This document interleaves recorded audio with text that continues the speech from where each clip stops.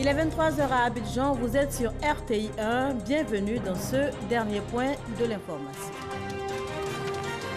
À la une ce soir, le lancement par le vice-président Daniel Kablan-Duncan du projet Nutrition Vivi, un projet qui s'inscrit dans le cadre du plan national multisectoriel de nutrition 2016-2020.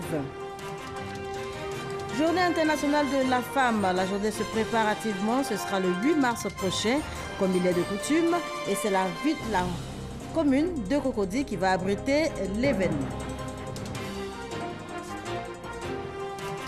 Cyril Ramaphosa, nouveau président des Sud-Africains, l'ancien syndicaliste et homme d'affaires, a officiellement pris les rênes de l'Afrique du Sud ce jeudi, après donc la démission hier de Jacob Zuma. Et comme je vous le disais tantôt, à la une ce soir, le lancement par le vice-président de la République, Daniel Kablan-Duncan, du projet Nutrition Vivi, un projet qui s'inscrit dans le cadre du plan national multisectoriel de nutrition 2016-2020. Le top départ a été donné cet après-midi à la place Inch'Allah, c'est à Koumassi. On y va tout de suite avec Abou Sanogo.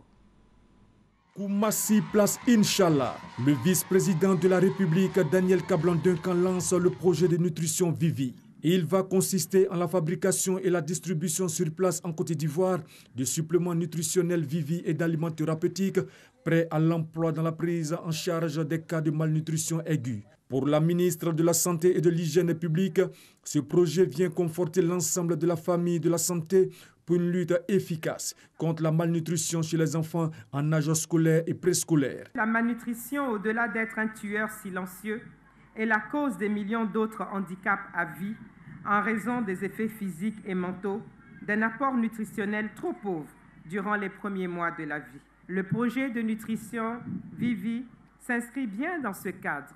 En effet, il consiste à produire et à distribuer aux élèves des suppléments alimentaires à haute valeur nutritive à base d'aliments locaux. Le produit Vivi améliore la santé de l'enfant afin qu'il puisse donner le meilleur de lui-même à l'école. Il intervient dans le cadre du partenariat avec la compagnie Hershey pour la lutte contre la malnutrition des populations ivoiriennes. Le projet de nutrition Vivi vise, selon le vice-président de la République Daniel Kablan-Duncan, le bien-être des enfants.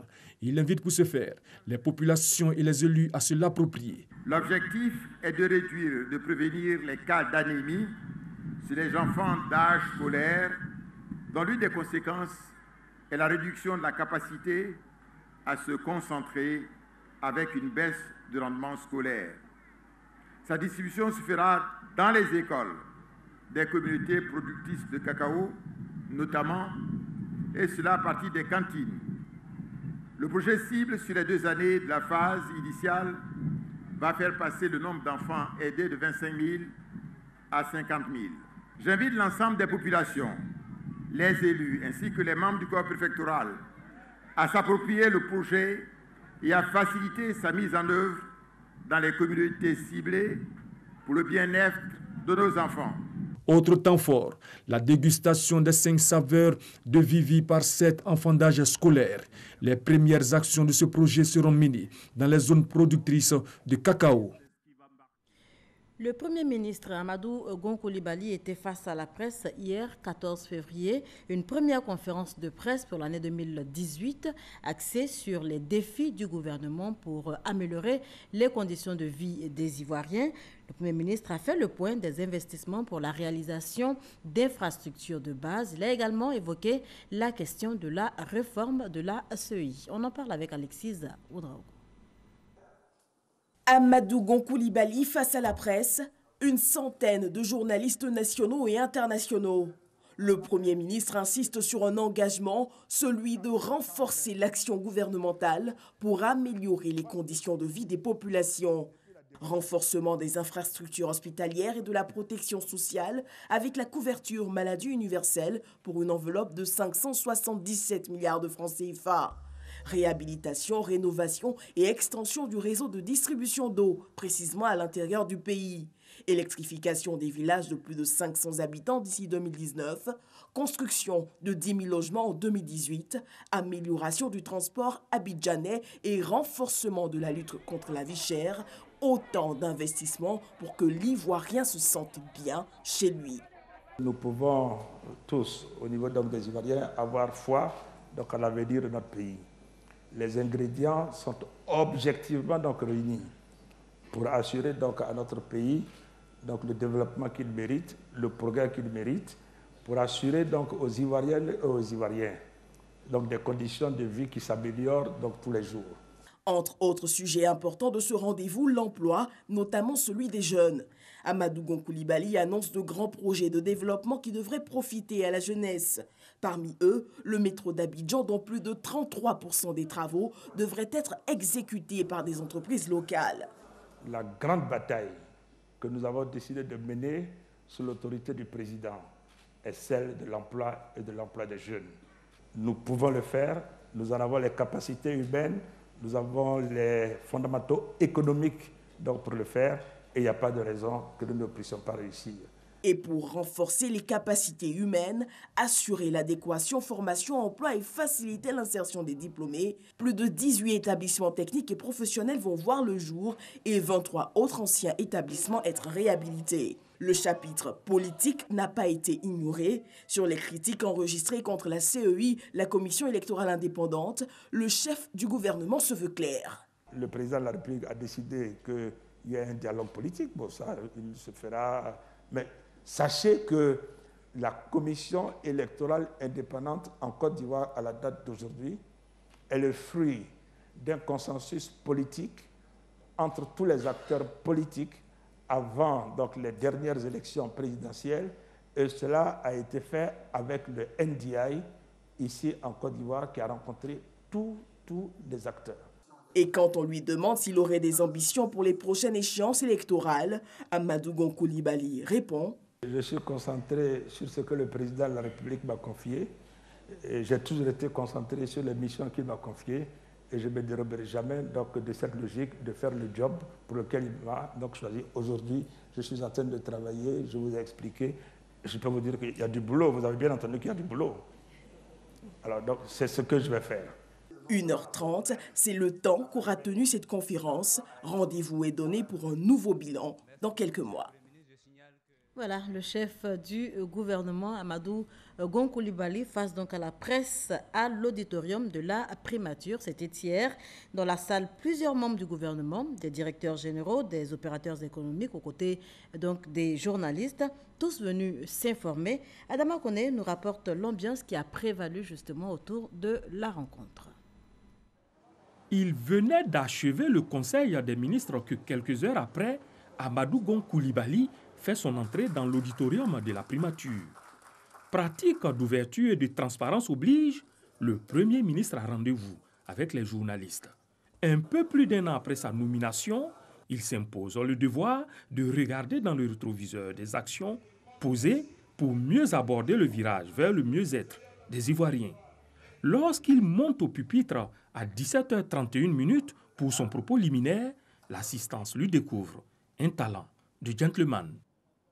Compte tenu de la journée particulière qu'est le 14 février, je voudrais, avant tout propos, exprimer à toutes et à tous une bonne fête de Saint-Valentin et exprimer, je dirais surtout aux dames, tous les regrets avec le report d'1 heure de la conférence de presse qui réduit le temps pour se préparer pour cette belle fête. En 90 minutes exactement, Amadou Gon Coulibaly passe en revue les questions économiques, financières, sociales et politiques, se levant au besoin pour mieux illustrer ses propos, arrachant bien souvent des applaudissements de la salle, composée entre autres de ministres, d'opérateurs économiques, de directeurs généraux et de partenaires au développement. Au terme de l'exercice, il est 19h01, Amadou Gon Coulibaly a le temps de sympathiser avec l'assistance et de faire une photo de famille.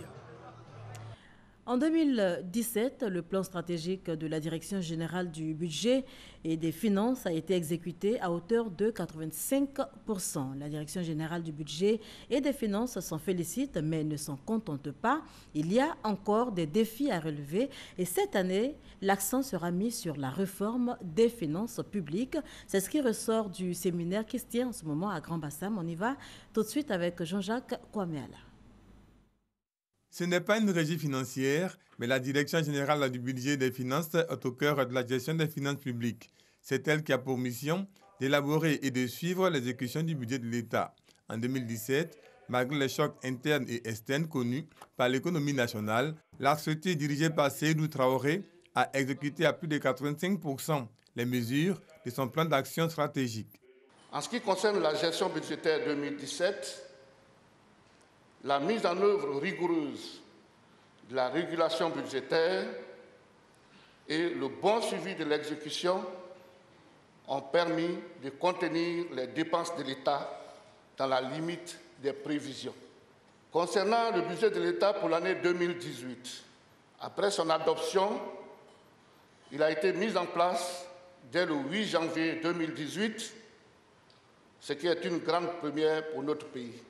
Satisfaite du travail abattu en 2017, la tutelle que le secrétariat d'État chargé du budget et du portefeuille de l'État rappelle que l'exercice budgétaire 2018 rime avec de nombreux défis à relever. Nous avons obligation de faire en sorte que, dans une symbiose d'action, nous puissions offrir aux autorités les résultats qu'ils attendent de nous, c'est-à-dire une gestion budgétaire efficace, une gestion budgétaire transparente, une gestion budgétaire qui permet à l'action gouvernementale d'offrir à la population ce qui est nécessaire dans le sens de l'amélioration de son bien-être.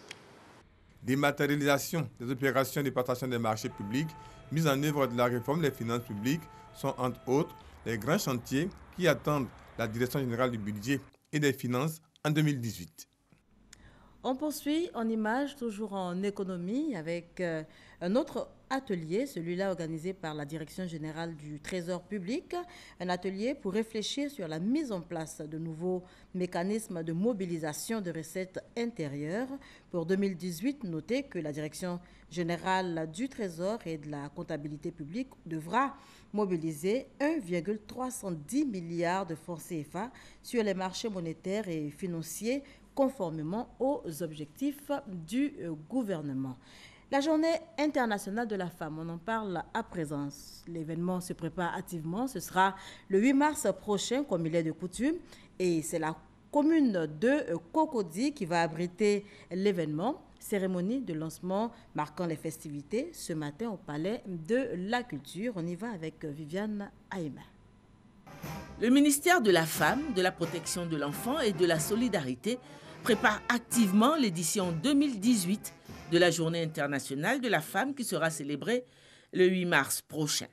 Dans le cadre des préparatifs, était organisée ce jeudi 15 février une cérémonie de lancement au Palais de la Culture de Treichville. La ministre Marietou Koné avait convié plusieurs personnalités, le vice-président de la République et la première dame de Côte d'Ivoire, Dominique Ouattara, marraine des différentes éditions de la Journée de la femme en Côte d'Ivoire, étaient tous deux représentés par la ministre de l'Éducation nationale, de l'enseignement technique et de la formation professionnelle, Kandia Camara. L'Association des épouses des ambassadeurs accrédités en Côte d'Ivoire, différentes organisations et associations féminines, les représentants des agences du système des Nations Unies, les partenaires au développement. Dans une atmosphère qui présageait déjà la fête du 8 mars prochain, devenu désormais un événement à l'échelle nationale, le pagne de l'édition 2018 a été présenté dans ses différentes colorations et sous les formes des tenues vestimentaires propres à chaque zone culturelle de Côte d'Ivoire. Le volet sensibilisation de la célébration du 8 mars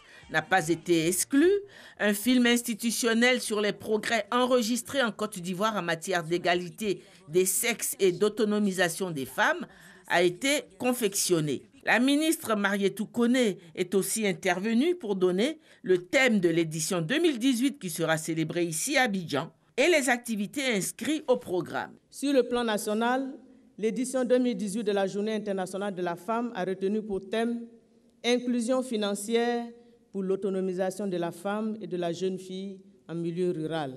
Le thème retenu pour cette édition mettra un point d'honneur sur les conditions de vie de nos mamans, de nos sœurs et de nos filles qui vivent en milieu rural. Dans le cadre des événements qui vont marquer cette édition de 2018 de la Journée internationale de la femme, plusieurs activités seront organisées. La cérémonie officielle du 8 mars qui se tiendra à Abidjan et plus précisément dans la commune de Cocody sur instruction spéciale de notre marraine. Des cérémonies éclatées dans les villes de l'intérieur, dans les différents chefs-lieux de région. La situation des femmes et des filles rurales, notamment les problèmes d'accès au financement, seront passés au peigne fin, scrutés et examinés en profondeur par les experts venus d'horizons divers. Inspirée par le thème choisi, la ministre Kandia Camara a lancé un appel à la mobilisation autour des femmes de Côte d'Ivoire dans leur effort pour parvenir à leur autonomisation.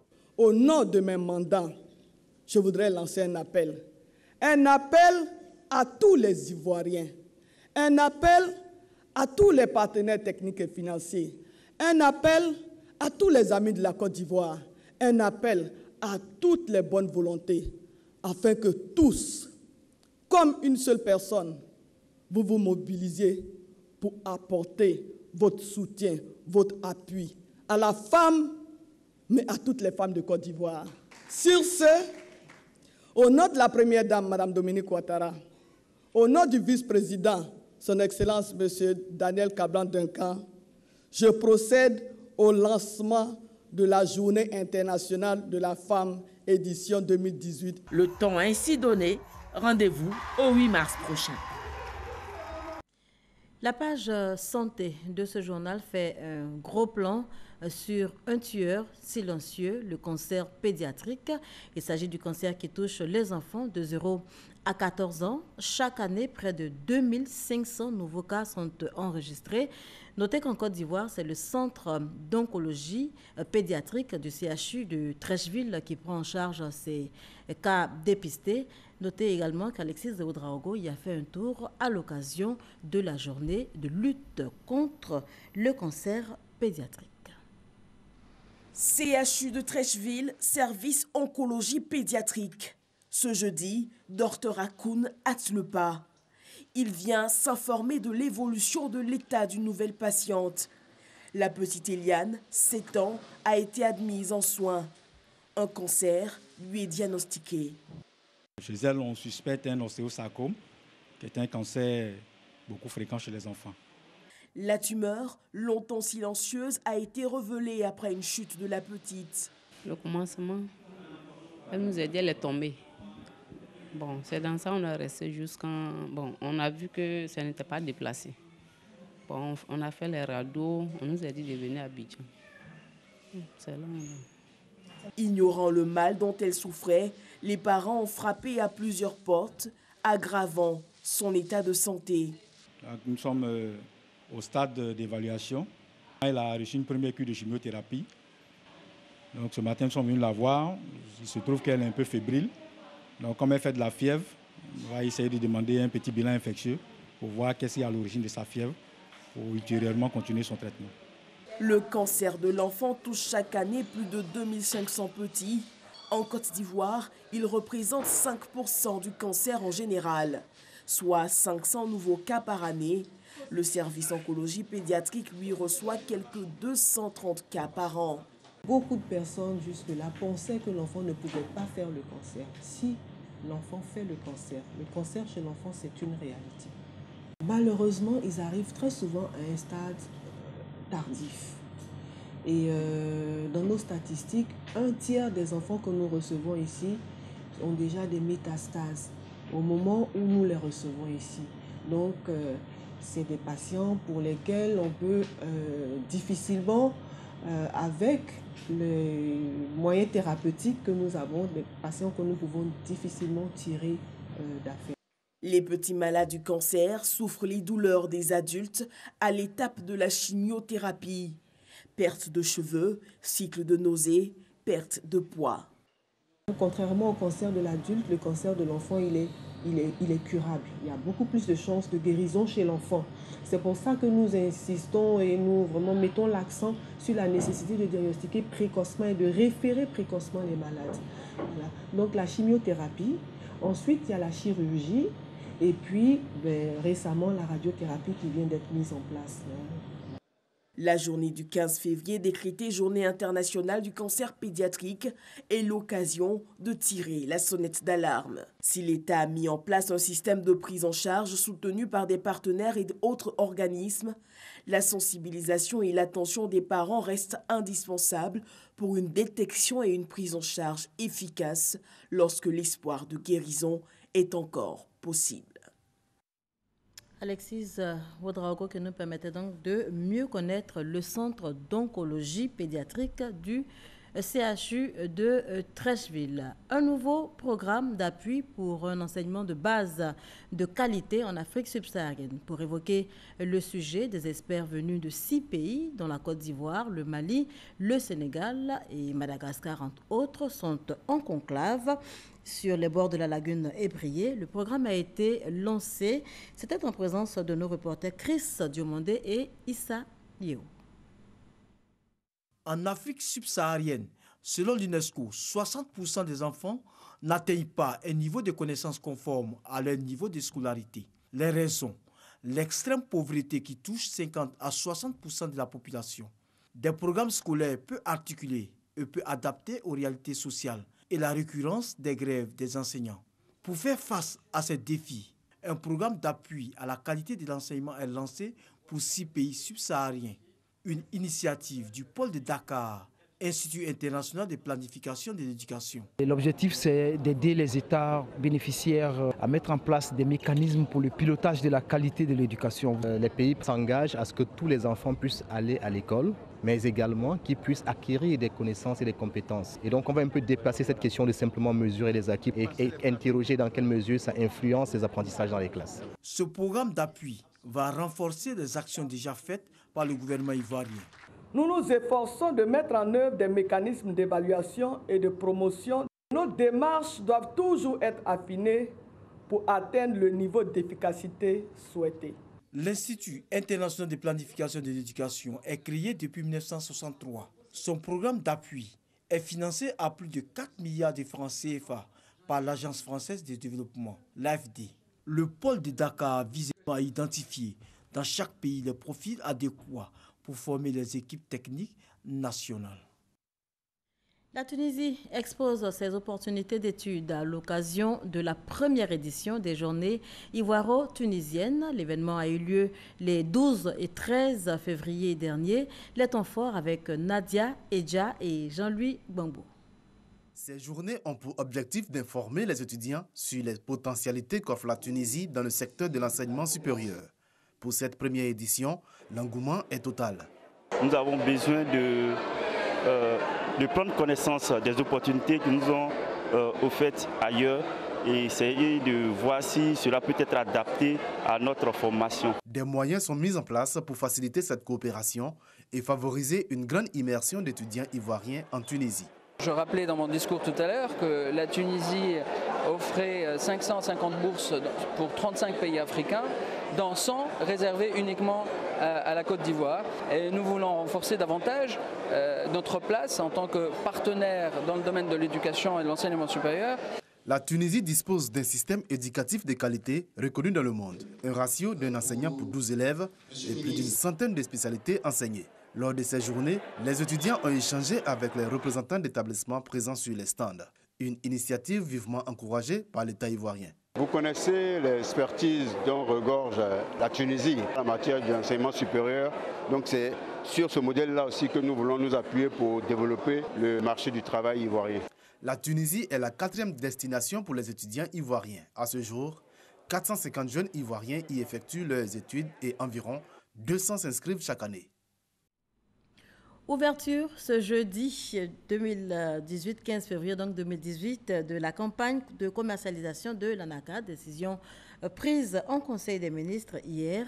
Avant l'annonce de la date, les coopératives, groupements agricoles et autres producteurs de Mankono étaient déjà en alerte pour une bonne production en 2018. Des producteurs qui pensent à améliorer leurs conditions de vie. Soro Corona, Kwadio Kwame, Jean-Daniel. Depuis 3 campagnes successives, la région du Béret demeure la première zone productrice de noix de cajou de la Côte d'Ivoire. Pour la campagne dernière, le Béret a produit plus de 116 000 tonnes de noix de cajou. Cependant, la qualité ne suit pas la quantité. Pour cette campagne 2018, les coopératives et le Conseil du coton Anacad mettent donc un accent particulier sur la qualité. Les producteurs de la sous-préfecture de Bouandougou, région du Béret, réunis au sein de la société coopérative des producteurs de noix de cajou du Korodougou, ont été exhortés à mettre en pratique les bonnes techniques culturelles. Des techniques qui permettent d'avoir de l'anacad en quantité et surtout de bonne qualité. L'accent de cette année sera mis sur la qualité, la sensibilisation pour que nos producteurs puissent bien sécher leurs produits et pour qu'on ait de la meilleure qualité en 2018. Là.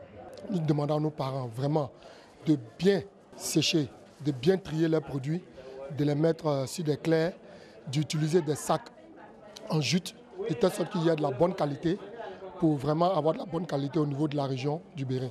Pour la campagne dernière, la société coopérative des producteurs de noix de cajou du Korodougou a collecté environ 4 000 tonnes de noix de cajou pour un chiffre d'affaires de plus de 2,5 milliards de francs CFA. Au cours de cette cérémonie de sensibilisation, les 3 meilleurs producteurs ont été récompensés. Les responsables de cette coopérative ont annoncé des formations dans tous les villages et des actions sociales au profit des producteurs. Pour la campagne 2018, la société coopérative des producteurs de noix de cajou du Korodougou compte collecter plus de 5 000 tonnes de noix de cajou. Cyril Ramaphosa, nouveau président des Sud-Africains, l'ancien syndicaliste et homme d'affaires, a officiellement pris les rênes de l'Afrique du Sud ce jeudi après la démission de Jacob Zuma hier. En prêtant serment cet après-midi, Cyril Ramaphosa a déclaré la guerre à la corruption dans son pays. Sidonie Davila. Le Parlement sud-africain a élu jeudi Cyril Ramaphosa président de la République après la démission de Jacob Zuma, poussé vers la sortie par son propre parti, l'ANC. Le nouveau président d'Afrique du Sud a prêté serment ce même jeudi devant le Parlement. Son élection à la tête de l'État met fin à la crise politique causée par l'obstination de Jacob Zuma à ne pas quitter le pouvoir. Sitôt élu, le nouveau chef de l'État s'est engagé devant les députés à éradiquer la corruption. Les problèmes de corruption, les problèmes liés à la nécessité de redresser les entreprises publiques font partie de nos priorités. Ce sont des problèmes auxquels nous allons nous atteler. Je travaillerai très dur pour essayer de ne pas décevoir le peuple sud-africain.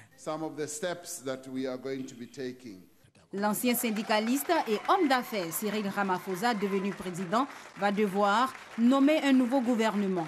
Mais l'unification de l'ANC avant la prochaine présidentielle reste sa plus grande priorité. Le nouveau président d'Afrique du Sud, Cyril Ramaphosa, qui vient à peine de prêter serment, a maintenant les clés en main pour engager ses réformes et relancer la croissance de son pays. Il doit donner ses grandes orientations politiques lors du traditionnel discours sur l'état de la nation. Un moment clé de la vie politique sud-africaine. Et toujours dans l'actualité internationale, je vous invite à présent à prendre des nouvelles des États-Unis, du Nigeria et du Zimbabwe. Le Zimbabwe, où la classe politique rend hommage à Morgan Tsvangirai, le chef de l'opposition décédé hier à l'âge de 65 ans.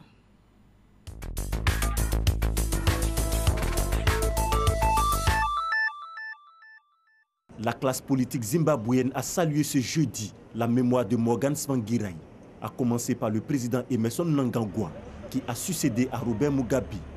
Le chef de l'État a rendu hommage à celui qui a toujours insisté pour des élections libres, justes, crédibles et non violentes.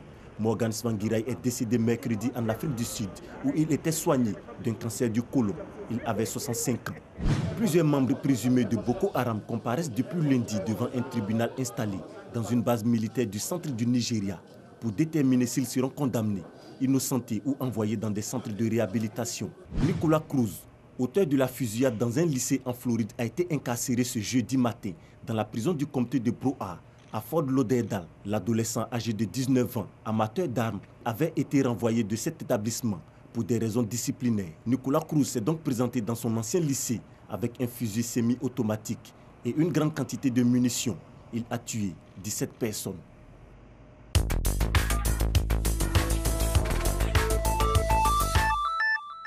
Un commentaire de Konaté Moussa qui met un terme à ce journal. On se retrouve demain, même heure.